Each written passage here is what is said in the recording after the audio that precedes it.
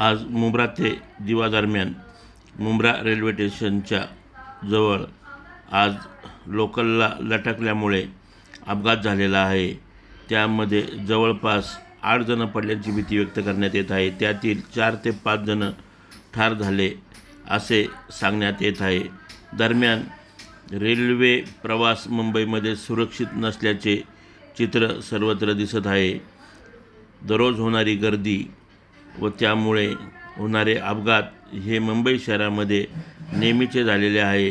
Railway मंत्र्यांनी मुंबईमधील railway वाहतूक सुरळीत करावी असे राज ठाकरे यांनी म्हणलेले आहे। महाराष्ट्र नवनिर्माण सेनेचे अध्यक्ष राज ठाकरे यांनी पत्रकार परिषद घेऊन प्रशासनाविरुद्ध नाराजी व्यक्त केलेली आहे। दरम्यान हे होणारे अपघात थांबावेत, तसेच रेल्वेमध्ये आज मृत्युमुखी पडलेल्या प्रवाशांच्या कुटुंबांना लवकरात लवकर मदत पोचावी असे देखील पत्रकार परिषदेमध्ये सांगण्यात आलेले आहे। नाशिक जन्मसाठी चंद्रकांत धात्रक।